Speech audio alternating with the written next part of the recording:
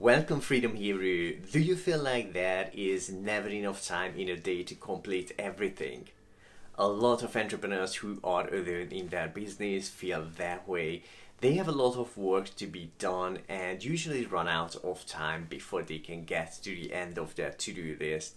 If you are looking for a quick and easy solution to that problem, stay till the end of this episode and find out how you can win more time for yourself and get all the work done as well. My name is István Bújdosó and this is the 47 Marketing Show. I'm going to jump right into the solution, which is building an A-team in your business. Yes, I know it's kind of a cliche that you might have already heard many times, but if you are still an entrepreneur who is flying solo, this is the perfect time to start putting your own pro team together. If you have never hired anybody, I know it may feel uncomfortable at first, so let me share with you a quick and easy way to assemble your team. These are tips and tricks I learned over the past decade of building and managing various smaller and bigger teams. The primary goal of starting to build a team is to get new people into your business who do some of your current work instead of you, so you can focus more on the business activities that produce more money than you pay to your team. This way you can get more time, the work gets done, and your business can grow. It makes sense, right? The first question is who to hire first. If you don't have an accountant, hire one that's just essential for every business.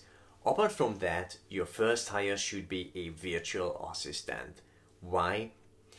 Because it's easy to start working with one, doesn't cost much to start with, and can take a lot of small, energy draining, time consuming tasks off your shoulders.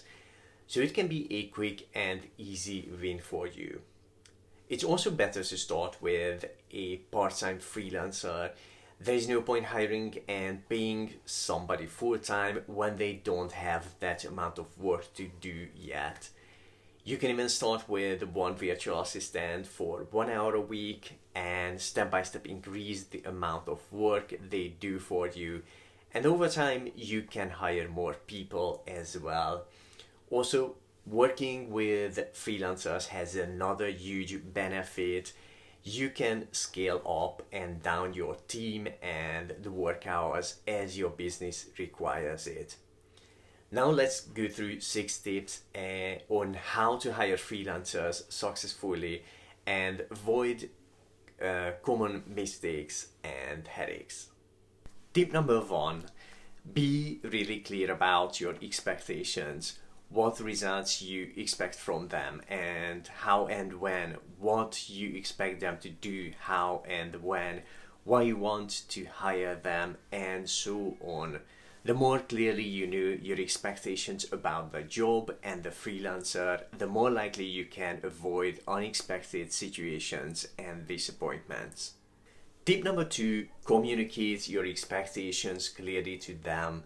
Knowing your expectations is one thing, communicating that to them clearly is another. Explain things as simple as possible. It helps to avoid misunderstandings.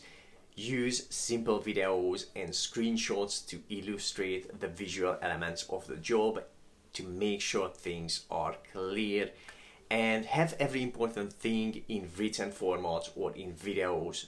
It helps to make sure nothing is forgotten. Tip number 3, only hire through reliable sources. For example, on Upwork, which is one of the well-known and reliable freelance portals. It's kind of like a middleman that provides you safety, information, and easy access to great freelancers you can work with. Tip number 4, pre-qualify freelancers before you even talk to them. Freelance portals usually show you the essential info of the freelancers so you can check out things like the tracked hours they worked via that portal. It is positive when the freelancer already has a lot of work hours because that shows they are serious about freelancing. Check the reviews, what their previous clients say about them. Were they happy? Make sure their profile shows similar work to what you are planning to give them. It increases the chance that they will work faster and better. Look at the quality of their profile. If it's messy, there's a good chance their work would be messy too. Look through their portfolio. Is that the level of quality you are expecting from them? See if your budget and their fees are matching, and also do a research on what other similar freelancers are charging. It is important because freelancers who charge below average, their work tends to be below average as well. Tip number 5, talk to the best candidates.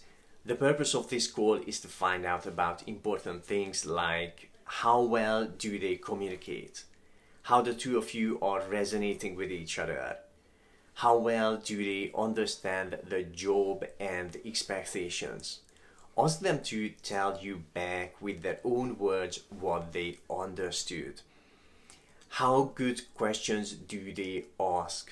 If they don't ask any questions, that's not a good sign. Either they are not interested, or they assume things, or they are afraid to ask.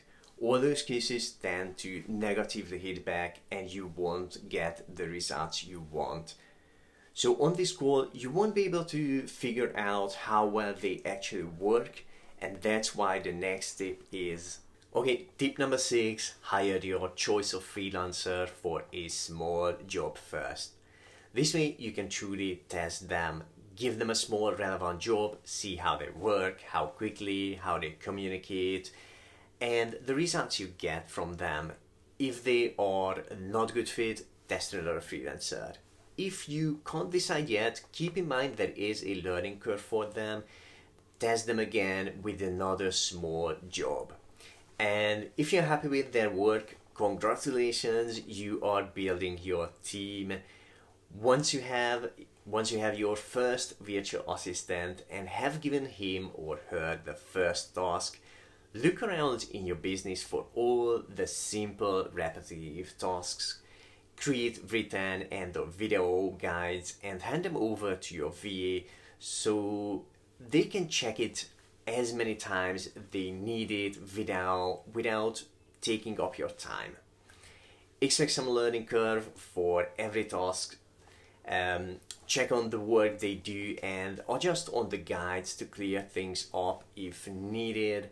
When you're happy with how they work on a task, step by step, give them more work. This way you can easily free up more and more time for yourself that you can focus on profit generating activities to grow your business. Okay, thank you for being here today. Stay for another minute or two because I have another tip for you. It was another long Friday evening in the office in 2016. As I tiredly closed the lid of my laptop, a long sigh slipped through my mouth. I hoped it would relax my tense muscles a bit and ease the stress and frustration, but it didn't. The event of the week kept spinning in my head. Cold calling failed. LinkedIn got only bad leads. Networking, 0 leads. Website, only a few bad leads. Another week feeling stuck without quality leads passed. Let me ask you, do you feel like the only obstacle standing in the way of your success is not getting enough of the right leads? That's how I used to feel too. I knew there must be a better method to get quality leads, and I got obsessed to find it. In the past years, I found and proved a way to generate hundreds of leads a month, to create a stable flow of the right leads. How? With a smart and unique high converting lead generation framework. It is the same framework that 20x'd my lead generation in 3 months, and it seems to be creating a stream of new targeted and qualified leads on autopilot for almost all the entrepreneurs who are using it. Let me ask you, is your goal to stably find more of the right qualified leads in the right way and at the right time? If so, get access to the unique framework me and hundreds of entrepreneurs use. Go to 47leadsecrets.com and try it out for free while it's available. You can find the link in the description as well. See you at 47leadsecrets.com.